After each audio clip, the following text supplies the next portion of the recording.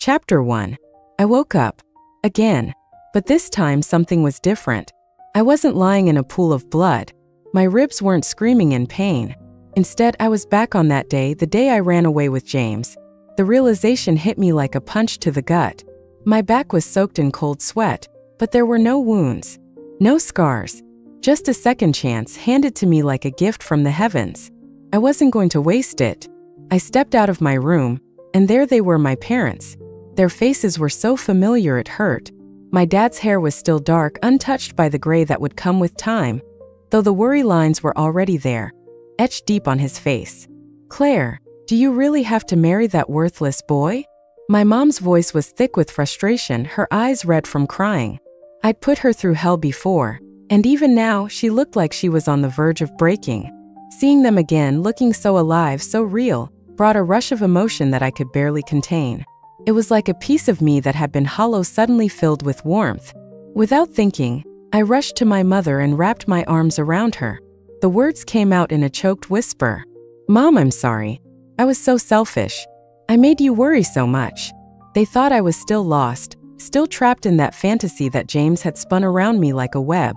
They couldn't stand to watch me throw my life away, not after everything they'd done to raise me. My father sighed, shaking his head, probably thinking I was still the same stubborn girl. He turned to leave the room, defeated. Before he could go, I dropped to my knees. Tears spilled down my face as I spoke, my voice cracking. "I swear, I'll never see him again. If I do, may I be hit by a car." Both of them rushed to my side, horrified. My mother clamped her hand over my mouth. "Don't say things like that," she scolded, her voice trembling. "Words like that have consequences." Even though they were angry and disappointed, they still wanted me safe, alive. They looked at me, eyes filled with doubt. I couldn't blame them. My change of heart seemed too sudden, too drastic. It wasn't until I insisted on spending a day and night kneeling in the family shrine that they finally believed me. After calming them down, I walked over to the window. James was there, pacing by the gate, his face filled with impatience, probably wondering what was taking me so long. My hands clenched into fists. This time I was going to crush him. Then out of the corner of my eye, I saw something that made my heart skip a beat. A sleek black Bentley gliding smoothly down the street. The car slowed as it passed James, and then came to a stop at the gate. My breath caught in my throat. Ethan stepped out, his polished shoes clicking against the pavement. His sharp, chiseled features were partially hidden in the shadows, but there was no mistaking him. With a casual grace, he adjusted his suit jacket, his eyes lifting toward the window. Toward me. It felt like he could see straight through the glass, straight through me. His gaze was cold, calculating. Yet there was something else there, something I couldn't quite place. Why did he feel different today? I swallowed hard. Even with all the time that had passed, even with the second chance I'd been given, Ethan still had that intimidating presence that made it hard to breathe. "Get a grip, Claire," I scolded myself. "You're not that girl anymore." I pulled myself together and made my way downstairs. When I reached the living room, I found Ethan standing by the cabinet, casually flipping through an old photo album from my childhood. He looked different. There was a strange quietness in the air, a tension that hadn't been there before.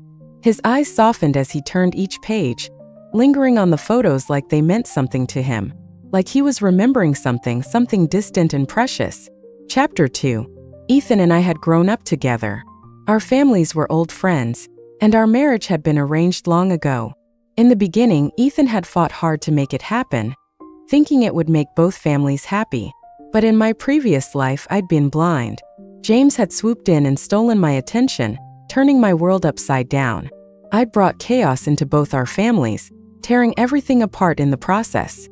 In my desperation to get out of the marriage, I'd hurt Ethan over and over again. I threw cruel words at him, stabbed him with insults, and did everything I could to make him hate me. But he never fought back. Not once. He just took it silently, never abandoning me, no matter how much I pushed him away. Thinking back on it now, I felt the sting of tears in my eyes. Suddenly, Ethan turned, his dark eyes locking onto mine with an intensity that made my heart stutter. He started walking toward me, slow, deliberate. At some point, he had taken off his suit jacket and tossed it onto the couch. The white dress shirt he wore clung to his frame, showing off the hard lines of his muscles as he moved. There was something dangerous about the way he looked, like a predator sizing up its prey. I backed up until I hit the wall, trapped. His presence was overwhelming, suffocating in the best way. He was so close now I could smell the fresh, clean scent of his cologne. His hand slid around my waist, holding me in place, and I didn't dare move. His breath was hot against my neck, sending shivers down my spine. My heart raced, hammering in my chest. "You tell me," he said, his voice low and rough. "If I kissed you right now, if I didn't let you leave this house, would you still run away with him?" There was a dangerous edge to his words, a possessiveness I'd never seen before. His eyes burned with something dark, something wild. I stared at him wide-eyed, unable to speak. It took me a moment to recover. I shook my head, barely able to get the words out. "No, I'll break it off. Right now. I swear." I slipped out of his grasp and rushed downstairs, ready to send James packing for good. But Ethan followed. He didn't trust me to handle it alone. "I'll deal with him," Ethan said firmly. "Tell me what you want to say and I'll make sure he hears it. Every word." There was no room for debate in his tone. His eyes dared me to argue. I swallowed nervously and gave him a sheepish smile. "Just tell him. It's over." Ethan lit a cigarette, taking a slow drag before exhaling. Smart choice. I thought that would be the end of it, that Ethan would just send James off with a few harsh words. But I was wrong. By the time Ethan's men were done with him, James had multiple broken bones. The doctors said he might never walk again. Things had spiraled far beyond my control. In my previous life, Ethan had disapproved of James, sure, but he had never gone this far. He had always kept his distance, cold but never cruel. As I tried to make sense of it all, my phone rang. Fiona's voice chirped through the speaker, sticky sweet as always. "Claire, why didn't you visit James yesterday? Did you know he's in the hospital? You need to come see him right away." "He's devastated." I rolled my eyes and answered calmly, "It's over. Whatever happens to him now has nothing to do with me." There was a stunned silence on the other end of the line. Then Fiona's voice shot up in disbelief. "What? I went through so much trouble to help you too. And now you're just going to break his heart?" I didn't bother responding. I hung up and leaned back in my chair, admiring my freshly painted nails. This time, no one was going to take what was mine. Chapter 3. In my last life, every time I put on something nice or got my nails done, James would always find some way to ruin it. Looking back, I can't believe how I let him get away with it. But back then, I was so lost in those cheesy campus romance novels that I genuinely thought he was my knight in shining armor. Now, it's ridiculous. I could laugh at how foolish I was. On my very first day of college, I was completely shut out. No one wanted to talk to me, and I felt isolated from the start. It was brutal. So when Fiona showed up, acting like my best friend right when I needed anyone, I clung to her. I was desperate to prove I wasn't some invisible loser and that I had value. She swooped in like a savior with sweet words and understanding smiles, and for a while I actually believed she cared. I thought she was my lifeline, the one person who saw me when no one else did. But Fiona? She was never really on my side. She had this way of subtly dragging me down, making herself look better in front of others by constantly putting me down. It was little things, but they added up. Before I knew it, my reputation had tanked, and I couldn't figure out why everyone seemed to dislike me. Now, with the benefit of hindsight, I see it all so clearly. I wasn't the problem. Fiona was. And the people around me? They were just too small-minded to see me for what I really was. I didn't fit in because I wasn't meant to. I was a swan and they were just chickens pecking at the ground. I don't need anyone to validate me. My worth doesn't come from others, it comes from me. It's something I carry within, something that shines through no matter what. Confidence. That's the real glow-up. So, I did what any self-respecting woman would do with this newfound clarity. I treated myself. I went out and bought everything I wanted. Clothes that made me feel bold, sexy, alive. I wasn't playing it safe anymore. I was done with safe. When I got home, loaded down with shopping bags, I caught my reflection in the mirror and didn't even recognize the girl staring back at me. She was fierce. She was in control. And for the first time in a long while, I felt like me. A line from a show I once watched popped into my head. Good fortune doesn't just fall into your lap. You have to earn it, step by step. That's exactly what I was going to do. I was going to build something better, something that no one could take from me. Feeling pretty pleased with myself, I called for my parents as I stepped into the house. No answer. The place was eerily quiet. I shrugged it off, figuring they were just out, and headed upstairs to drop off my bags. But when I reached my room, I froze in my tracks. A pair of men's shoes sat by the door. A chill ran down my spine. I knew those shoes. Ethan. I pushed open the door and sure enough, there he was, standing on the balcony, phone in hand, deep in conversation. He must have sensed me because he turned, his eyes meeting mine for a brief moment before he quickly ended the call. For a second, he just stood there like he wasn't sure what to do. Then, without a word, he grabbed his jacket and left in a hurry. I watched him go, confused. His ears were bright red, almost like he was embarrassed about something. I laughed to myself. Was it my outfit? Sure. I'd gone for something a little more daring today, but was it really that shocking? As his figure disappeared down the hallway, I couldn't shake this feeling bubbling up inside me. It was like a thought was forming, something big, something important, but I couldn't quite put my finger on it.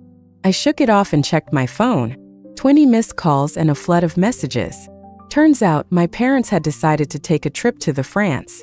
They wanted to visit some old friends and take a break, get away for a while. In their texts, they left me a parting reminder. Take care of Ethan. Don't push him away with your sharp tongue. He cares about you more than you realize. I couldn't help but smile. They didn't need to worry. Time was fleeting and I was going to make sure I didn't waste any more of it. And that meant moving in with Ethan. I was not just moving in, I was going to start interning at his company too. I'd be by his side every step of the way. The thought made my heart race. I felt a weird mix of excitement and nerves. But mostly, I was ready. So ready. Later that evening, I finally arrived at his apartment. The lights were dim, casting long shadows across the room. It felt heavy, like something was hanging in the air. Dragging my suitcase inside, I glanced around and saw Ethan sitting on the couch. He was twirling a lighter between his fingers, a look of deep concentration on his face. When he saw me, his expression darkened. His eyes, usually so calm, had a sharp edge to them, like he was holding something back. A cold knot formed in my stomach. Something about the way he looked at me made my skin prickle. I froze. I knew that look. It wasn't good. Without a word, I turned and made a break for the guest room. But before I could even reach the door, I felt his hands on me. In one swift motion, he lifted me off the ground and tossed me over his shoulder like I weighed nothing. Before I knew it, I was thrown onto the bed in the master bedroom, staring up at him as he leaned over me, his hand pinning my wrist to the mattress. His other hand gripped my jaw, forcing me to look him in the eyes. His gaze was intense, burning with something dark and dangerous. "You went to see James," he growled, his voice low and threatening. "Are you trying to put yourself in danger?" My heart pounded in my chest and I couldn't breathe. I knew I was in deep trouble. Chapter 4. His last words came out almost like a plea, softening the tension in the air. I pulled back slightly, my wide eyes staring up at him, all innocence, while the heat from his hand spread across my skin like a slow burn that crept through my whole body. God, he's hot. I slipped one hand free, casually reaching into my bag and pulling out a small notebook. My voice came out in a tiny, trembling whisper, like a kitten trying to be brave. "I didn't go to see James," I said, holding up the notebook like a peace offering. "You've been saying you can't sleep well lately, right? I went to the hospital to ask about it. I even learned some massage techniques." He paused for a moment, still skeptical, but then he released my wrist and took the notebook from me. Flipping through the pages, his shoulders relaxed slightly when he saw my messy handwriting filling the lines. The tension in his face softened, and he pinched the bridge of his nose with a sigh. "I'm sorry," he muttered, sounding more tired than angry now. I jumped to conclusions. My mistake. Of course, I knew he had people tailing me. He was never one to trust easily. But if I didn't play this just right, I'd never get the upper hand. Step 1 in making a man fall for you: make him feel guilty. Make him doubt his own actions. It worked. He left the room, probably to cool down. That night, after I moved into the apartment, the weather decided to put on a show. Thunder, lightning, howling wind, the whole dramatic package. Couldn't have asked for better timing. I've been afraid of storms since I was a kid. Ethan knows that. He's always known that. Step 2. Show vulnerability, especially after he already feels guilty. There's nothing like a little helplessness to tug at a man's heartstrings. I sighed loudly, hoping he might come to check on me. Seriously? I thought, staring at the ceiling. Is he really going to make me do all the work? I slid out of bed, my bare feet hitting the cool floor, and tiptoed to his room. The storm was loud enough to mask the sound of me opening the door. As soon as I cracked it open, the lights flicked on. Ethan was sitting up in bed, and the both of us locked eyes in surprise. I froze. He raised an eyebrow, that familiar, amused expression crossing his face like he'd caught me sneaking cookies from the jar. Still scared of storms? His voice was low, rough from sleep. I nodded, biting my lip, peeking up at him like a guilty child caught in the act. He sighed long and deep and then, without a word, lifted the blanket, inviting me in. I didn't need to be asked twice. I slipped under the covers, curling up on my side, half my face buried in the blanket. I didn't say anything. I just stared at him with wide, unblinking eyes. It didn't take long for him to catch on. "I'll take the floor," he muttered, already starting to get up. Before he could move, I grabbed the sleeve of his shirt, tugging it like a lifeline. "Ethan, it's cold." His jaw clenched, and for a second I thought I might have pushed him too far. But then, with a resigned sigh, he settled back onto the bed. As soon as he lay down, I scooted closer, pressing my body against his like I was trying to soak up all his warmth.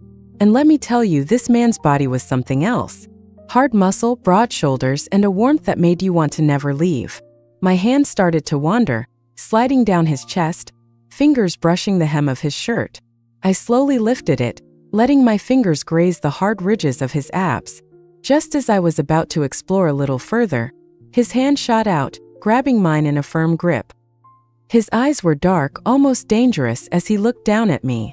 "Claire," he said, voice low and warning, "if you keep this up, I can't promise I'll be able to stop."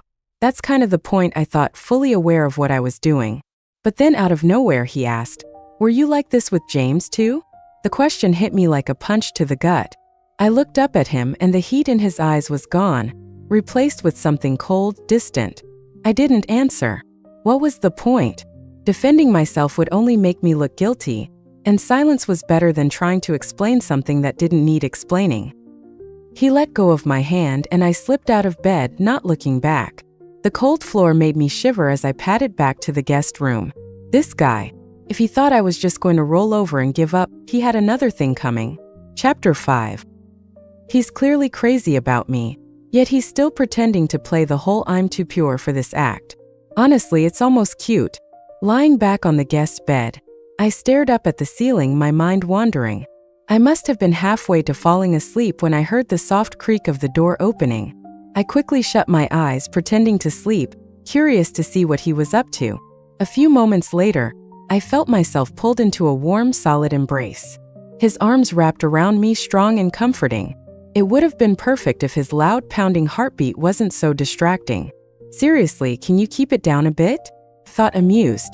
We stayed like that for what felt like ages, the air heavy with unsaid words, until at last, he whispered a quiet string of apologies over and over. Finally, he pressed a soft kiss to my forehead, and with that, I let myself drift into a deep, peaceful sleep. When I woke up the next morning, he was already gone. I stretched lazily, reaching for my phone. The screen was filled with missed messages, including one from him. "Breakfast is ready in the living room. If you're bored, feel free to come to the office." I smiled, feeling a little giddy from the sweetness of his brief message. It was like honey drizzled over my morning, and I was more than happy to bask in it. "Oh, Ethan," I thought smugly, "this time you're not slipping through my fingers." Still humming to myself, I finished breakfast and checked my outfit one last time before heading out. I'd picked something sexy but not over the top, just enough to turn heads without trying too hard. As I clicked my way down the hall in my heels, feeling confident and ready to surprise him, I stopped short at the sight of another woman standing outside his office. She was dressed in something equally revealing, looking like she belonged on the cover of Office Chic Gone Wild. "Really?" I thought, rolling my eyes internally. "Is this a secretary cosplay convention or something?" But as she turned around, my stomach dropped. Of course. Fiona. Could my luck get any worse? Suddenly, memories slammed into me. Back in college, she'd cried to me about not finding a good internship. And like the naive fool I was, I'd begged Uncle Ethan to give her a shot at his company. Now, here she was, living it up as his assistant. I could kick myself for being so gullible back then. But no matter, I wasn't the same girl anymore. I was the one in control now. Just as I reached for the door to Ethan's office, Fiona stepped in front of me, her voice dripping with fake politeness. Sorry, but the CEO's office isn't for just anyone to walk into. I turned to her, slowly lowering my sunglasses, making sure she got a good look at my face. The moment she recognized me, her expression morphed through a series of hilarious emotions: surprise, anger, and something that looked a lot like jealousy. Fiona grabbed my arm, her nails digging in slightly. What are you wearing? You know Ethan doesn't like girls dressed like this. Go change and then visit him in the hospital. Her grip was tight enough to leave marks, but there was no way I was going to let her drag me anywhere. Yet she kept pulling, her nails biting into my skin as she tried to steer me toward the elevator. Just then, the door to the office swung open and Ethan stepped out, his brow furrowed in confusion. What's all this noise about? I immediately shook off Fiona's hand and rushed over to Ethan, tears welling up in my eyes as I threw my arms around him. She's bullying me, Ethan. I whimpered just loud enough for everyone around to hear. I held up my arm, showing off the red marks Fiona had left, and let a few well-timed tears slip down my cheeks. Ethan's expression darkened, his gaze shifting to my arm as his fingers brushed over the marks. His eyes softened, filled with concern, and I could feel the tension in his body. Out of the corner of my eye, I glanced at Fiona. Her jaw clenched so tightly I thought she might crack a tooth. Why her? I could almost hear her thoughts. Why does she get to be so close to him? Her nails dug even deeper into her palms, her anger barely contained beneath her fake smile. By now, the office staff had gathered around, whispering among themselves as they watched the scene unfold. Did you see that? One of them muttered. Fiona's been throwing herself at the boss for ages, and he never even looked her way. Guess it's because he's already got a girlfriend. Yeah, and she wouldn't even let her into the office. Talk about awkward. She dresses like she's auditioning to be a car show model, not working in a corporate office. Laughter rippled through the group, and I could practically see Fiona's face getting redder by the second. Desperate to save face, Fiona tried to squeeze out some crocodile tears of her own, sniffling and putting on her best poor me expression. But it was too late, the damage was done. No one was buying her act anymore. Chapter 6. Watching this scene was like witnessing a live soap opera. She could win an Oscar. No wonder she managed to fool me in 2 lifetimes. She's got some skills. Too bad the man she cares about is in the hospital, and I won't give her any chance. She was about to speak when I cut her off. Ethan, fire her, or I'll tell your parents you bullied me. Fiona froze, never expecting me to pull this stunt. And this statement caused another stir among the employees. Seriously? This girl and the CEO are already at the meet the parents stage. She's like a princess from head to toe, unlike Fiona, who's more like a nightclub cat. The difference is obvious. Ethan looked at Fiona, his gaze icy cold, and said, "You can go to HR. No need to come back." Fiona felt her world collapse, trying to grab Ethan's sleeve, but the janitor, who had long been annoyed by her antics, stuck out a mop and tripped her. She fell flat on her face, and the employees burst into laughter. She had made plenty of enemies by flaunting her position. I pouted at Ethan. "Uncle, my leg hurts." He looked at me with a mix of exasperation and affection. "Wasn't it your hand that got hurt? How come your leg can't walk now?" I deliberately acted cute in front of Fiona, asking for a hug. I bet he wouldn't refuse to hold me. He muttered a soft complaint, then scooped me up.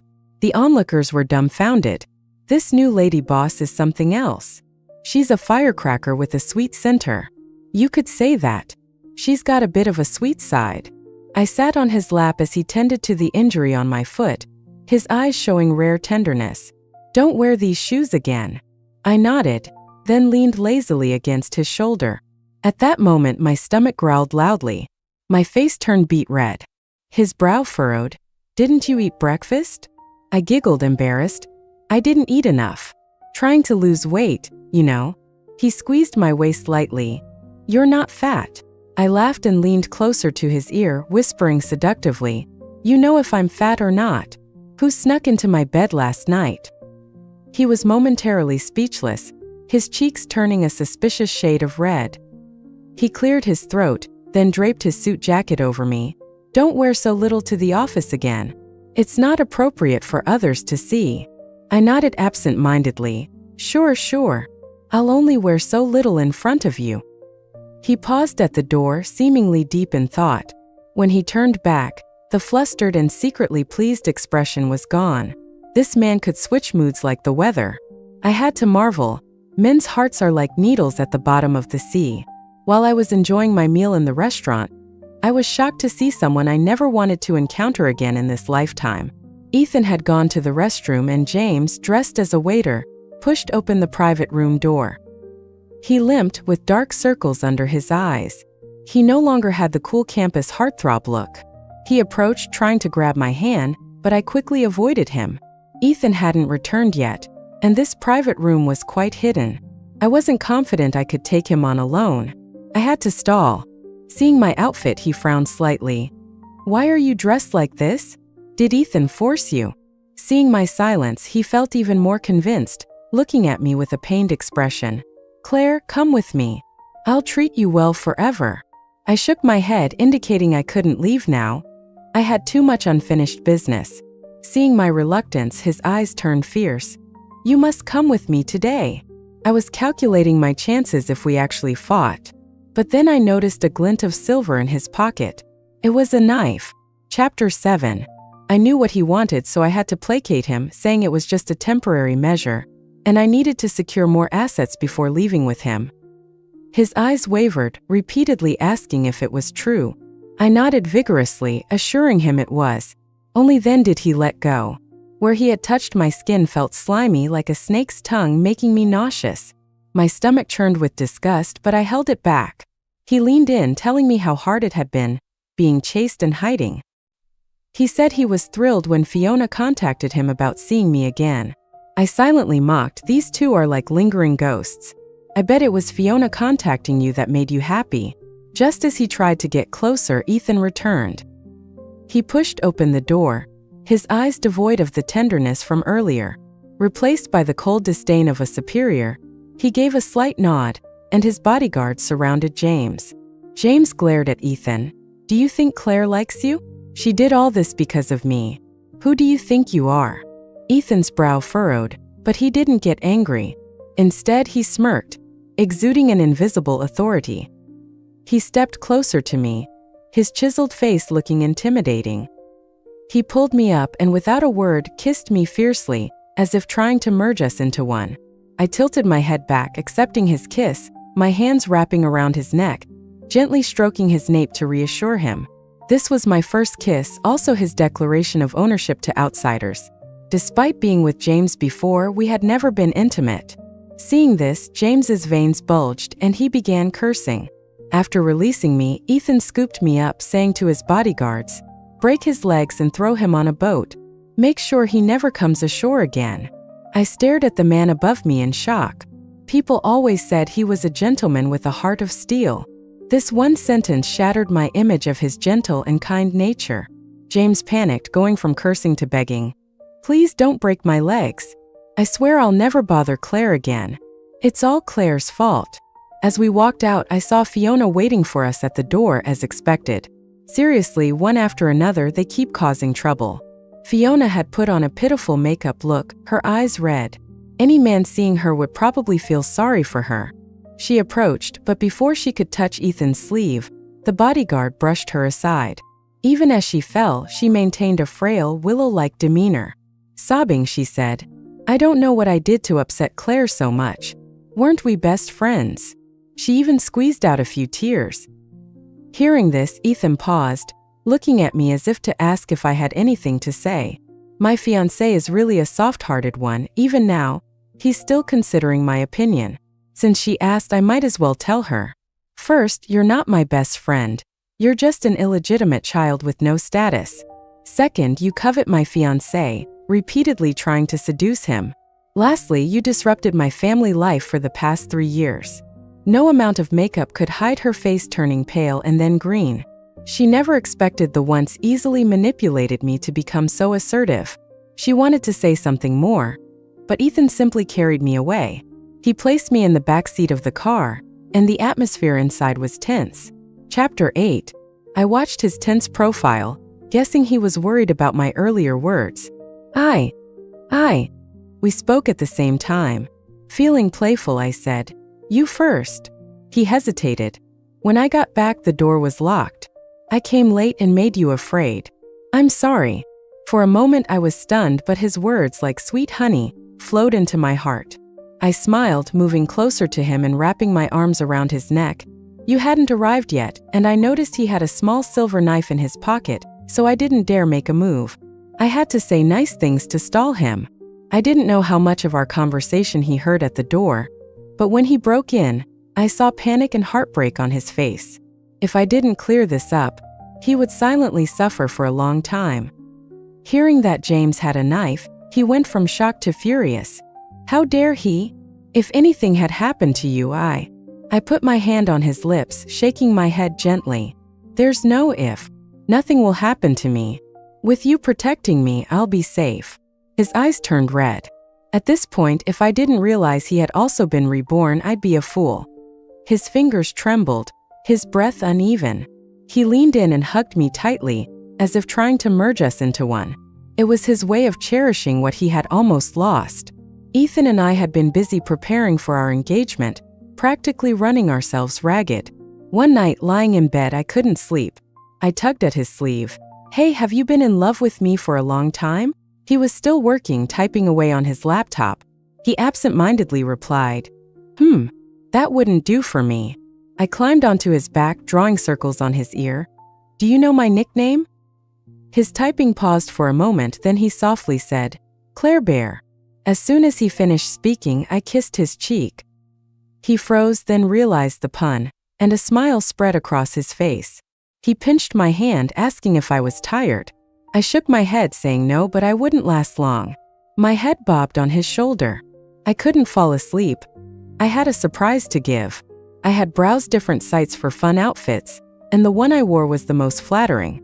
Thinking back to the scandal with Ethan last week, even though he reassured me it was a misunderstanding, I was hurt. So no turning back. I took off my robe, climbing into his lap, straddling him. He glanced at me, his eyes narrowing, his breath growing hotter. Wearing his gold-rimmed glasses, he looked incredibly alluring. He cursed softly, "Little minx." Then he grabbed me by the waist and laid me on the bed. His eyes were filled with emotion, and finally he couldn't hold back. One hand cupped my head, kissing me fiercely. "Keep tempting me then."